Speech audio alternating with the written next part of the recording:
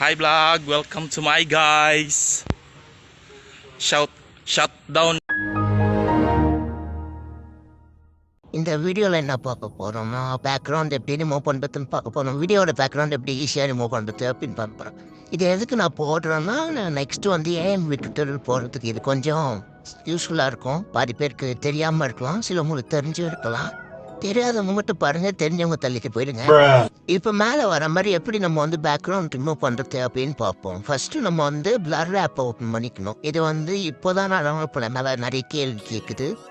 இப்போ வந்து start creating கொடுத்துட்டு 1080pயும் 60 fps வச்சுட்டு நியூ ப்ராஜெக்ட் கொடுத்தோன்னா நமக்கு வந்து இந்த மாதிரி வந்துடும். இதில் வந்து நம்ம மெட்டீரியல்ஸை கிளிக் பண்ணோன்னா நம்ம கேலரி ஓப்பன் ஆகும். அதில் வந்து நம்ம என்ன இது வேணுமோ அதை வச்சு பண்ணிட்டேன். நான் வந்து ஃபஸ்ட்டே வச்சுட்டேன். எனக்கு வந்து அங்கே ஒரு ஃப்ரேம் வந்து எக்ஸ்ட்ரா வந்து நார்மல் ஃப்ரேம் வந்ததுனால இப்போ வந்து அதை நான் டெலீட் பண்ணிடுறேன்.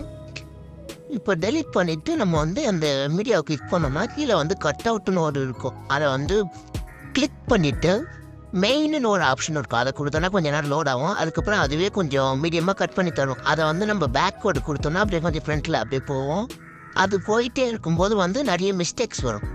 அது வந்து அங்கங்கே சில இதெல்லாம் விட்டுடும். அதை வந்து நம்ம லாஸ்ட்டாக கொஞ்சம் ப்ரெஷ் ஆப்ஷன் வச்சு நம்ம சரி பண்ணிக்கலாம். இது வந்து கொஞ்சம் டைம் எடுக்கும், சில மினிட்ஸ் எடுக்கும். அதனால நான் வந்து இப்போ கொஞ்சம் ஸ்பீடப் பண்ணியிருக்கேன் வீடியோவை. இப்போ வந்து கீழே இருக்க டிக் ஆப்ஷன் கொடுத்தோன்னா நமக்கு வந்து அது ஃபுல்லாக கம்ப்ரெஸ் பண்ணோம். அது முடிஞ்ச பிறகு நமக்கு வந்து வீடியோ ரெடி ஆகிடுச்சு அப்படின்ட்டு அவங்களே ஒன்று கொடுப்பாங்க பிளாக் கலரில். இப்போ வந்து நம்ம என்ன பண்ணோம்னா அந்த மிஸ்டேக்ஸ் இருக்குது சில இடத்துல. இப்போ வந்து கரெக்டாக 21 or 2 seconds வந்து அங்கே ஒரு மிஸ்டேக் வருது, அந்த ஆட் கிட்ட வருது. இப்போ வந்து அதை நம்ம வந்து ப்ரெஷ் வச்சு சரி பண்ணணும். அந்த மாதிரி எல்லா ஃப்ரேமுக்கும் ஒன்றா தனித்தனியாக பண்ணணும். மறுபடியும் கட் அவுட் ஆப்ஷன் கொடுத்துட்டு அங்கே வந்து ப்ரெஷ்ஷின்னு ஒரு ஆப்ஷன் இருக்கும். அதில் தான் எப்பயுமே இருக்கும். அதை வந்து எந்த ஃப்ரேமில் நமக்கு எங்கே ட்ரா பண்ணணுமோ அந்த இடத்த கரெக்டாக வச்சுட்டு அங்கே சும்மா லைட்டாக ஒரு இது பண்ணோன்னா அதுவே கொஞ்சம் ஏஐ மூலயமா அதுவே கொஞ்சம் சரி பண்ணுறோம். இப்போ அந்த மாதிரி லைட்டாக பண்ணிவிட்டு அப்படியே ஒரு சிங்கிள் ஃப்ரேமாக தள்ளி பண்ணிகிட்டே வரணும். இதையும் நான் வந்து ஸ்பீடப் பண்ணியிருக்கேன், ஏன்னா கொஞ்சம் லேட்டாகும். இந்த இதுதான் வந்து ஃபஸ்ட் டைம் வாய்ஸ் ஓவர் கொடுப்பதுனால எனக்கு வந்து எவ்வளோ நான் பேசுறது அப்படின்னு தெரியல. அதனால தான் கொஞ்சம் ஓலரிப்பி நடத்துகிறேன். அதை வந்து கண்டுக்காதீங்க.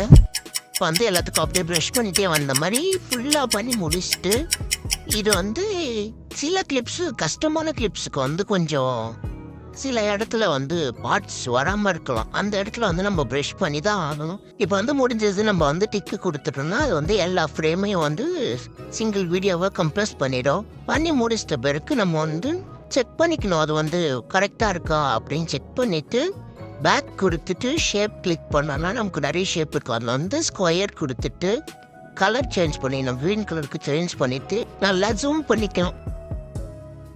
ஜூம் பண்ணிவிட்டு ஷேப் லேயரை வந்து மெயின் லேயர் சைஸ்க்கு கட் பண்ணிக்கணும். கட் பண்ணிவிட்டு லாங் ப்ரெஸ் பண்ணி கீழே தள்ளணும். அது வந்து கீழே போய்டும். கீழே போயிட்ட பிறகு நம்ம வந்து 1080p தானா அப்படின்னு செக் பண்ணிவிட்டு எக்ஸ்போர்ட் பண்ணிக்கணும். அவ்வளோதான், நம்ம வந்து பேக்ரவுண்ட் ரிமூவ் பண்ணியாச்சு. வீடியோ முடிஞ்சிடுச்சு. எல்லாம் வீட்டுக்கு கிளம்புங்க. Tata bye by.